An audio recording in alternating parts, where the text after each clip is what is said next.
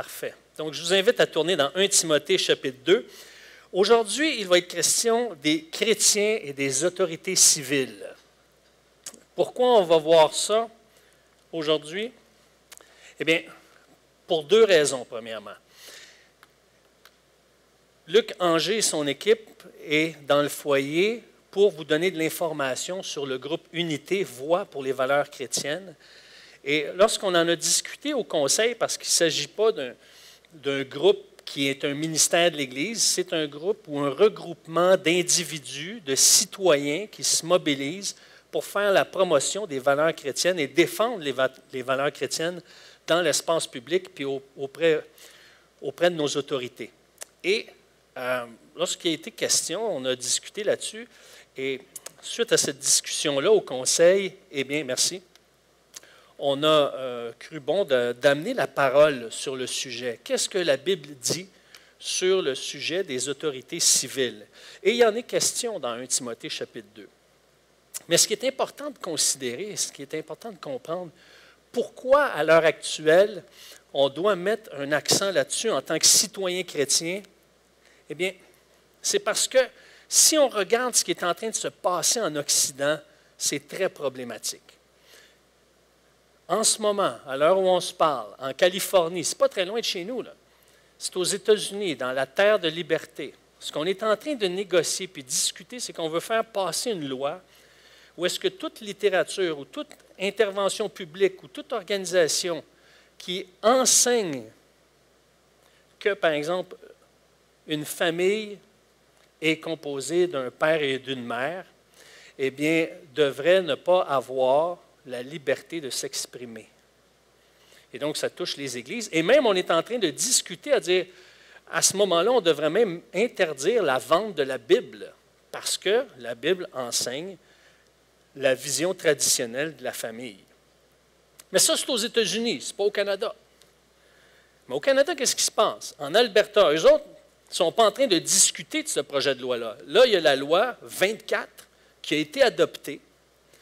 Et qu'est-ce qu'elle dit, cette loi 24-là? C'est que, pour vous mettre dans le contexte, en Alberta, il y a des groupes qui s'appellent des groupes alliances, où est-ce qu'il y a des membres de la communauté LGBT, lesbiennes, gays, bisexuels, transsexuels, qui sont dans les écoles pour mobiliser les jeunes qui se disent hétérosexuels pour discuter avec eux de leur orientation sexuelle. Et à ce moment-là, ils ont des groupes dans les écoles secondaires. Donc, ça touche les jeunes de 12 à 17 ans. Mais qu'est-ce que la loi dit, la loi 24, qui a été adoptée, qui est en vigueur maintenant? Elle interdit formellement aux directeurs d'école et aux enseignants de divulguer le nom des élèves à leurs parents. Donc, si vous êtes un Albertain ou une Albertaine et que vous appelez la direction de l'école, est-ce que mon garçon ou ma fille fréquente ces clubs-là? Ils n'ont légalement pas le droit de le mentionner. La loi les interdit. On l'a vu ici avec la question des emplois d'été. Nous-mêmes, comme Église, on a fait une demande de subvention pour les emplois d'été pour les jeunes de 18 à 35 ans pour pouvoir donner un coup de main dans nos activités estivales ici. Mais le gouvernement refusait de donner des subventions pour les emplois d'été aux jeunes de 18 à 35 ans si, par exemple, on ne cochait pas une case qui disait qu'on ne veut pas faire la promotion des valeurs pro-vie ou on ne veut pas discriminer en fonction de l'orientation sexuelle. Alors, ce que beaucoup de groupes ont fait, c'est qu'ils ont biffé ces articles-là et ils ont coché en voulant dire « on accepte dans la mesure qu'on ne s'identifie pas à ces restrictions-là ». Et donc, il y a en Occident, depuis quelques années, beaucoup de pression pour que les religions ou les groupes religieux, les communautés de foi puissent vivre leur activité, vivre leur foi, mais dans la mesure qu'ils se soumettent à l'opinion publique. Et non pas dans la mesure qu'ils se soumettent à leur Dieu ou à la Bible. Et là, c'est dangereux. Il y a un groupe, par exemple, de parents, il y a quelques jours, qui contestent le fait que l'éducation sexuelle soit donnée dans les écoles parce qu'il y a des valeurs qui sont transmises qui ne vont pas dans la même direction qu'eux. Il y a des valeurs qui sont imposées. On veut pas juste donner un cours comment on fait des bébés, mais on veut amener toutes les valeurs sexuelles de notre société dans ce cours-là. Et des parents ont dit non, nous, on veut retirer nos enfants de ce cours-là. Et pour manifester, ils ont retiré leur enfant d'une manière symbolique une journée pendant la semaine.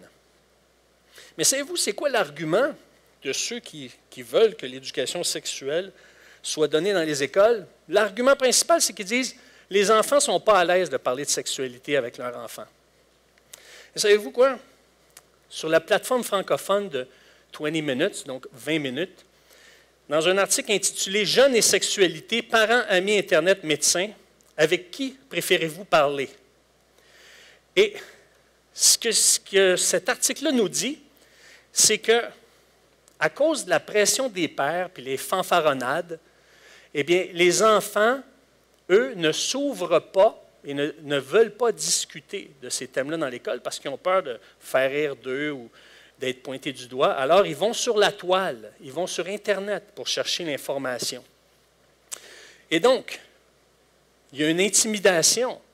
Donc, ce n'est pas tout à fait vrai que les enfants ou les jeunes sont à l'aise d'en parler à l'école. Sur le site Éducatou, un article intitulé « Parler de sexualité avec nos enfants est une question d'équilibre », ça nous dit que sans contredit, l'acteur principal en matière d'éducation à la sexualité devrait être le parent. Le ministère de la Santé et des Services sociaux, on ne parle pas d'un organisme chrétien, on parle d'un ministère du gouvernement. Dans un document de prévention en matière de sexualité, ça dit « Les adolescents sont favorables à l'implication de leurs parents dans le domaine de la sexualité. » Dans un autre document du ministère de la Santé et des Services sociaux, adressé aux parents pour parler de sexualité avec leur enfant, qui a reçu l'appui de la Fédération des comités de parents, ça dit « C'est au sein de la famille que l'enfant prend conscience de l'expression des rôles sexuels féminins et masculins et des valeurs familiales reliées à la sexualité, respect, amour, égalité, protection, etc. » Mais comment se fait-il que le ministère de la Santé et des Services sociaux dit que c'est dans la famille, c'est avec les parents que ça devrait se vivre, mais que l'autre ministère d'à côté dit non, non, ça va être à l'école qu'on va vivre ça. Le directeur de la santé publique de Montréal, on ne parle pas d'un organisme chrétien, là. Ça nous dit que les jeunes se tournent d'abord vers leurs parents et tuteurs comme principale source de renseignements sur la sexualité. L'hôpital pour enfants de Toronto, dans un document qui s'intitule « Éducation sexuelle des enfants, pourquoi les parents devraient parler de sexualité à leurs enfants », ça nous dit que les parents devraient être la première source d'information pour un enfant au sujet de la sexualité.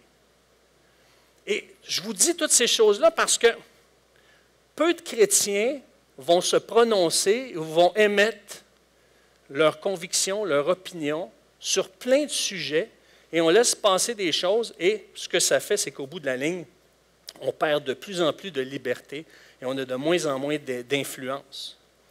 Et c'est pour ça qu'on a besoin d'un organisme pour défendre nos valeurs. Et il y a un organisme qui a été mis sur pied, une initiative qui a été mise sur pied, comme je vous le dis. Ce n'est pas un ministère de l'Église Le Sentier, c'est un organisme qui est indépendant, c'est un rassemblement de citoyens et de citoyennes qui veut faire la promotion de nos valeurs. C'est pour ça que ça s'appelle Unité, Voix pour les valeurs chrétiennes. Donc, c'est un groupe de différentes personnes qui adhèrent aux valeurs chrétiennes et qui se réunissent ensemble pour en faire la promotion. Et puis, ce qui est intéressant, c'est que beaucoup de communautés de foi ont des représentants qui défendent leurs valeurs sur la place publique et auprès des autorités civiles, mais pas chez les chrétiens au Québec. Et c'est pour ça qu'il y avait un vide à ce niveau-là et cette organisation-là a été mise sur pied. Et ce qu'on va voir au travers 1 Timothée chapitre 2, c'est que les chrétiens ont un rôle à jouer auprès de Dieu au niveau des autorités civiles. Et Dieu veut qu'on en fasse une priorité. Pourquoi? C'est ce qu'on va voir, pour qu'on puisse vivre en paix notre foi. Donc, on va prier ensemble, se recueillir, pour demander au Seigneur de disposer nos cœurs à entendre ce que la parole de Dieu dit à ce sujet. Seigneur, merci pour ta parole qui est riche. Merci pour ta parole qui parle, qui instruit. Je te demande aujourd'hui que tu puisses nous éclairer par ce passage et nous sensibiliser à une réalité qui peut même nous dépasser parce que le cours des événements vont rapidement. Et ce que tu veux, toi, c'est qu'on puisse plaider, intercéder auprès de nos autorités pour que on puisse vivre notre foi en paix. Et on t'en remercie que c'est ta volonté. Merci pour ta parole et merci pour ton évangile. On te remercie dans le nom de Jésus. Amen. 2 Timothée chapitre 2, verset 1. J'encourage donc avant tout à faire des demandes, des prières, des supplications, des prières de reconnaissance pour tous les hommes, pour les rois et pour ceux qui exercent l'autorité, afin que nous puissions mener une vie paisible et tranquille en toute piété et en tout respect. Voilà ce qui est bon et agréable devant Dieu, notre Sauveur, lui qui désire que tous les hommes soient sauvés et parviennent à la connaissance de la vérité. L'exhortation que nous apporte Timothée ici, dans le contexte, fait suite au combat de la foi. Et c'est pour ça que Paul dit à Timothée de combattre le bon combat, et il va poursuivre en disant, mais je t'encourage, tu veux combattre le bon combat et vivre ta foi dans un contexte où est-ce que tu peux avoir la vie paisible et tranquille, eh bien, ça va devenir important de prier pour les rois et pour les autorités. Et c'est pour ça que les chrétiens ont un rôle à jouer auprès de Dieu en faisant des demandes, des prières, des supplications et en exprimant des actions de grâce. Donc, Paul est en train de dire qu'il veut qu'on s'entretienne avec Dieu en faveur des autres, en l'occurrence tous les hommes, chrétiens et non chrétiens. Et je trouve ça intéressant parce que l'expression « tous les hommes », c'est Jean Calvin qui dit, ça fait référence aux chrétiens et aux non-chrétiens. Et il veut qu'on prie, qu'on parle avec Dieu, qu'on supplie.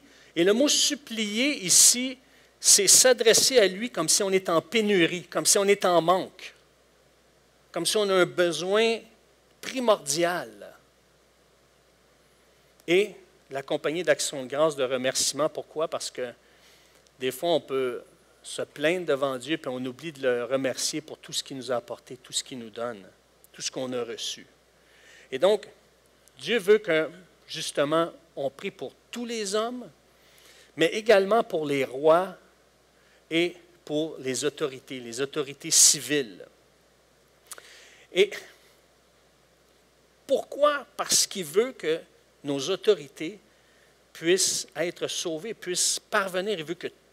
Il dit, priez pour tous les hommes, pour les rois, pour les autorités, pour qu'ils puissent être sauvés, pour qu'ils puissent connaître le salut, goûter le salut. Et ça, c'est une chose, parce qu'on veut que nos autorités puissent être éclairées par le Seigneur Jésus-Christ. Et l'autre chose que Dieu veut pour nos autorités, c'est révélé dans Proverbes chapitre 8. Dans Proverbes chapitre 8, Dieu nous dit essentiellement, il résume c'est quoi le mandat des autorités civiles. Évidemment, Romains 13 en parle aussi, c'est pour notre protection. Il y a d'autres passages, mais ici, l'essence ou la source, qu'est-ce qui doit activer ou motiver nos autorités civiles? Qu'est-ce qu'on doit demander à Dieu pour nos autorités, après avoir prié pour leur salut? Mais dans Proverbe 8, les versets 14 et 16, c'est dit « C'est à moi qu'appartiennent le conseil et le succès. » Et ici, dans le contexte, on parle de la sagesse de Dieu. Donc, c'est à moi la sagesse de Dieu qu'appartiennent le conseil et le succès. Je suis l'intelligence, la puissance m'appartient. Par moi, la sagesse. Les rois règnent et les dirigeants ordonnent ce qui est juste. Par moi, la sagesse. Gouvernent les chefs, les grands, tous les juges de la terre. Dieu veut qu'on prie que nos autorités puissent recevoir la sagesse de Dieu pour exercer leurs fonctions, pour que les dirigeants puissent établir des lois en fonction de ce que Dieu déclare juste et sage. On voit par exemple dans Proverbe 29, 4, Dieu veut que nos gouvernements établissent des impôts qui sont bas pour ne pas alourdir le fardeau fiscal des contribuables. Proverbe 29, 4. Il veut que les chefs et les grands, les juges de toutes les nations gouvernent en fonction de la sagesse de Dieu. C'est ça que ce passage-là, ici, dans Proverbe 8, nous enseigne. Et donc, quand on prie, eh bien, on demande au Seigneur de ce que la sagesse de Dieu puisse diriger ceux qui nous gouvernent. Mais si on n'est pas informé de lois ou des intentions du gouvernement, eh bien, on ne peut pas prier dans la bonne direction. On ne peut pas prier pour que, justement, Dieu établisse des gens qui vont exercer une saine influence sur nos gouvernements. Et ce qui est important, le texte nous dit quand prier. Il dit avant toute chose. Avant toute chose. En d'autres mots, ce que Paul est en train de dire, là, fais de ces prières-là une priorité. Fais de ces prières-là quelque chose d'important. Ça fait partie des priorités à prier. Prier que tous les hommes soient sauvés, prier que les autorités, les rois soient sauvés, parce qu'il y a une raison pourquoi. Parce qu'il veut qu'on puisse vivre notre foi, exercer la piété dans un contexte, dans un climat social paisible et tranquille. Ça, c'est la volonté de Dieu. Et de prier pour nos autorités, ça dit dans le texte que c'est agréable à Dieu. Ce n'est pas une question de partisanerie politique, ce n'est pas une question de préférence de couleur bleu, rouge, orange. C'est une question de chercher à ce que la volonté de Dieu s'exerce sur le pays et que nous, l'Église, on puisse remplir la mission que Dieu nous a confiée dans un contexte, un climat tranquille et paisible.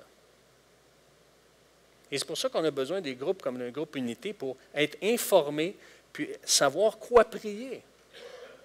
Dans toute l'histoire du peuple de Dieu, c'est dit dans 1 Corinthiens puis dans Romains 15 que les histoires de l'Ancien Testament, ils nous sont utiles, même si nous, on est sous la Nouvelle Alliance, parce que l'Ancienne est passée. Mais ces histoires-là nous sont utiles parce qu'ils nous servent d'exemple. Ils servent à nous instruire. Et qu'est-ce qu'on apprend? Quelle instruction qu'on peut tirer au niveau des autorités civiles? C'est que Dieu a placé des hommes et des femmes pour plaider en faveur du peuple de Dieu, pour que le peuple de Dieu puisse accomplir sa mission. On a juste à penser à Moïse avec Pharaon. Il plaidait, il intercédait auprès de Pharaon en disant « Laisse sortir ton peuple ». Dieu l'appelle à sortir d'Égypte. On pense à Daniel qui a défendu la liberté de culte auprès de Nabuchodonosor, de Cyrus. D'Esther qui a été là au bon moment, a risqué sa vie pour plaider auprès du roi pour pas que le peuple juif puisse être exterminé. Néhémie qui a prié pendant 4 mois, puis après, il a passé à l'action, il y avait un plan concret pour reconstruire la muraille de Jérusalem, pour redonner à Jérusalem sa vocation. Et plus récemment, et ça, ce n'est pas dans la Bible, c'est dans l'actualité, il y a quelques années, il y a eu la commission Charbonneau. Savez-vous d'où est née la commission Charbonneau? Les journaux vont vous dire que c'est parce qu'il y a eu des enquêteurs, des journalistes d'enquête qui ont trouvé des failles et qui ont réussi à découvrir qu'il y avait des politiciens malhonnêtes. Mais ça, c'est le côté visible. Il y a un côté invisible à ça. Juste ceux qui sont nés de nouveau peuvent comprendre ça. 6 mois avant, on était un groupe de pasteurs. À chaque semaine, sur l'île de Montréal, il y a une rencontre de pasteurs où est-ce qu'une quinzaine de pasteurs se réunissent pour prier pour les autorités, prier pour l'Église, prier pour notre liberté. Je faisais partie de ce groupe-là. Et 6 mois avant la commission Charbonneau, je me souviens, le Saint-Esprit nous a dirigés dans un temps de prière pour prier pour les autorités. Et savez-vous, la prière centrale, c'était « Mets en lumière ceux qui sont corrompus » à Laval, à Montréal et dans les environs. Et quelques mois plus tard, ça l'a éclaté, des maires ont dû démissionner, et nous, on était émerveillés de voir de ce que Dieu nous a entendu. Mais ça a sorti parce qu'on priait pour ça. Prier pour nos autorités, ce n'est pas juste un petit devoir religieux, mais c'est parce que Dieu veut agir au sein de notre nation. Et ça va produire un réveil si on prie pour nos autorités. Parce qu'imaginez, en ce moment, il y a des gens qui luttent et qui combattent, qui veulent empêcher que la Bible soit enseignée. Au début des années 2000, le gouvernement s'apprêtait à passer une loi qui disait que toute littérature qui s'opposait ou qui faisait seulement la promotion du mariage traditionnel devait être classée comme littérature haineuse. Mais parce qu'il y a des chrétiens qui étaient au Parlement, ils ont fait mettre un amendement qui disait, à l'exception des discours basés sur des textes sacrés ou de la littérature religieuse. Mais s'il n'y avait pas eu des chrétiens au bon moment, au bon endroit pour faire ça, eh bien, la Bible aurait été classée comme un livre de littérature haineuse. Et on ne veut pas ça. Mais il y a des chrétiens qui ont intercédé, il y a des chrétiens qui étaient au bon endroit. Dieu a placé des gens et Dieu a tiré son épingle du jeu. Et c'est ça qu'on veut pour notre nation. On veut être informé. On veut que justement nos valeurs soient promues et soient défendues. Et c'est pour ça que j'aimerais vous présenter une vidéo qui a été monté par l'équipe de Luc Anger, une vidéo du chapitre Outaouais de Unité, parce que dans chaque région du Québec, il y a un chapitre qui est en train de se bâtir, et Luc Anger est responsable du chapitre de l'Outaouais. Et j'aimerais vous présenter ce court vidéo qui nous donne un peu l'essence du groupe Unité. Bonjour, ici Luc Anger. Qu'est-ce que c'est Unité? Unité, c'est un regroupement de personnes comme toi et moi qui s'engagent à promouvoir les valeurs chrétiennes sur la place publique. Pour rehausser la dignité des valeurs chrétiennes dans notre société. Unité est pour augmenter la présence des chrétiens dans la sphère publique. Pour proclamer la liberté de notre foi. Participer à la plus grande victoire de notre vie. Unity is the change we need. Pour les générations à venir. Unité, c'est notre choix!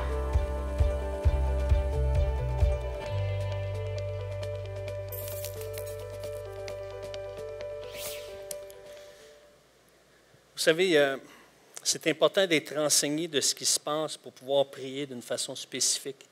Et c'est pour ça que, spécialement, on a un rendez-vous. On a un rendez-vous électoral le 1er octobre, où est-ce qu'il va y avoir un nouveau gouvernement qui va prendre place. Et c'est important. Et moi, je ne vous dirai pas pour qui prier, quel parti est plus sain qu'un autre, mais moi, mon critère pour voter, c'est lequel des partis va donner aux groupes ou aux communautés de foi le plus de liberté possible. Et moi, c'est ça ma base, parce qu'il y a des gens, des individus et des groupes qui font du lobby pour restreindre la liberté des églises.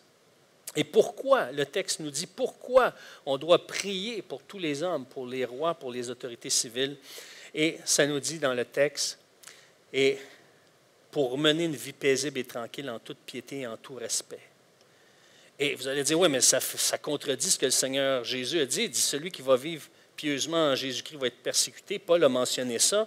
Et Jésus a dit, si vous voulez me suivre, eh bien, vous allez être persécuté. Oui, mais la persécution ne vient pas de Dieu. Elle vient de notre adversaire qui nous accuse jour et nuit. La volonté de Dieu, c'est qu'on vive paisible et tranquille. Puis il nous donne le moyen de prier pour nos autorités. La volonté de l'adversaire, c'est de nous donner des crocs en jambes continuellement. Elle va arriver, la persécution, la résistance, parce que c'est le rôle de l'ennemi, c'est son plan, ça fait partie de ses stratégies. Mais ce que Dieu dit, moi, ce que je veux, c'est que tu vives ta foi, tu vives dans la piété. En d'autres mots, je veux que tu me rendes hommage, tu me glorifies, tu me serves dans un environnement où est-ce qu'il y a la paix, où est-ce qu'il y a la tranquillité. Et pour ça, on se mobilise dans la prière. Et pour ça, pour bien prier, on a besoin d'être informé.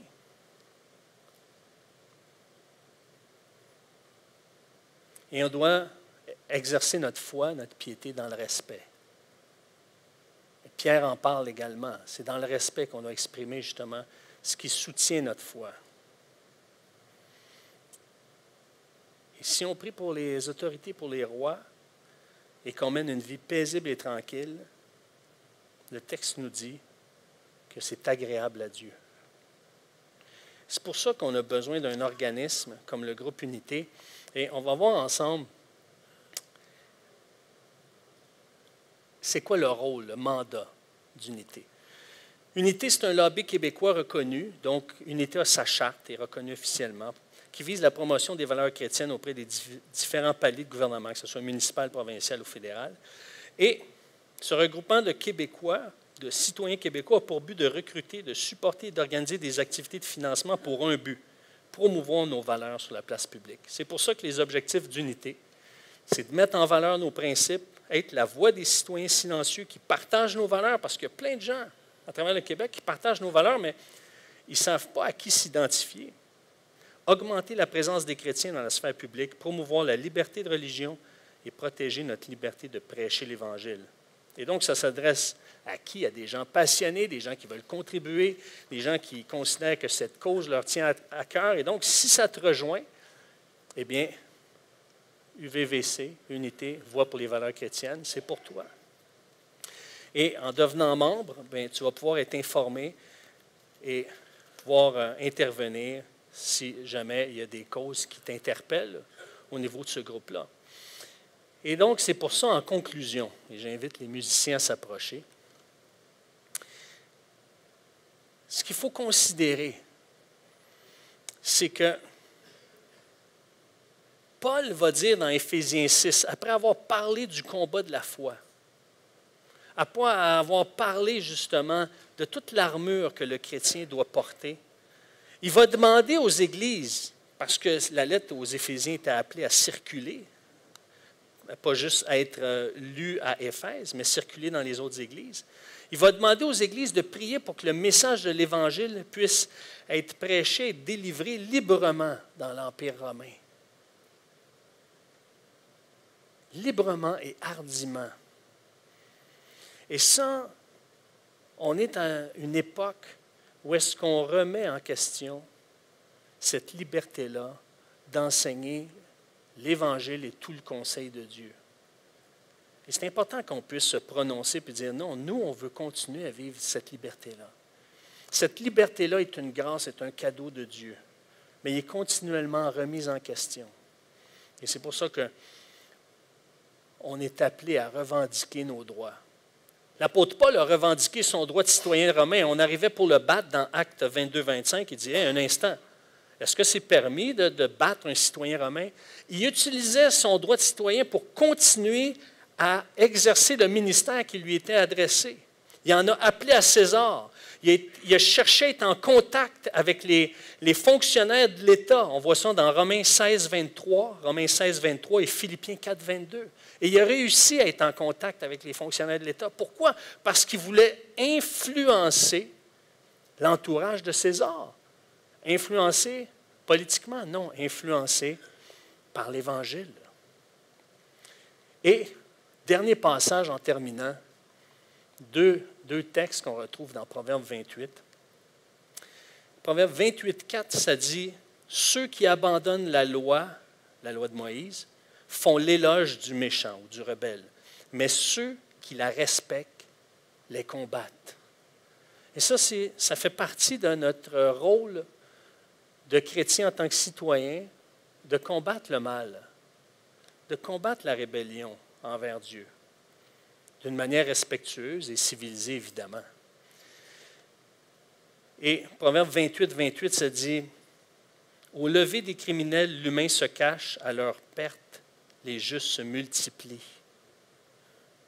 Et Dieu veut qu'il y ait de plus en plus de citoyens qui proclament la justice de Dieu, qui proclament ce que Dieu est juste pour établir une nation qui va amener la bénédiction de Dieu sur les bons comme sur les méchants.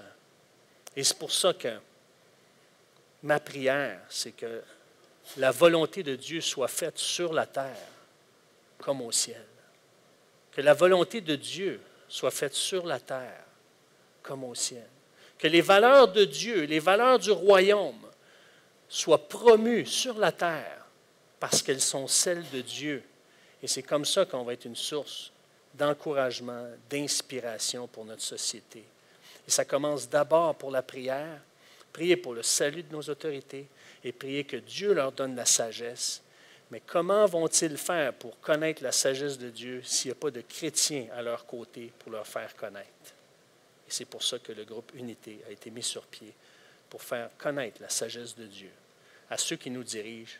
Pour quelle raison? Pour qu'on puisse avoir la liberté de prêcher l'Évangile et le plein conseil de Dieu. Prions, s'il vous plaît. Quel défi! Quel défi! Mais lorsqu'on lit l'histoire de ton peuple, Seigneur, on voit que continuellement, on a voulu amener en captivité ton peuple. On a voulu restreindre la liberté de ton peuple. On a voulu empêcher ton peuple de prier. On a voulu empêcher ton peuple d'enseigner, proclamer, se prosterner devant toi. On a même voulu mettre à mort Daniel parce qu'il priait, puis ça avait été interdit. Mais tu as eu des hommes qui ont intercédé, qui ont plaidé. Tu as eu des hommes et des femmes qui se sont levés. Et nous, on veut faire partie de cette même génération d'hommes et de femmes qui n'ont pas honte de ce que tu proclames. On est fiers de ce que tu dis parce que tu es grand Dieu. Tu nous as sauvés à un prix tellement grand. Et on veut continuer à avoir cette liberté. Merci, Seigneur, d'amener les dirigeants de cette nation à se convertir à toi et de donner ta sagesse à nos dirigeants pour qu'on puisse vivre dans cette liberté. Je te le demande dans le nom de notre Dieu, notre Sauveur ressuscité, Jésus-Christ de Nazareth. Amen.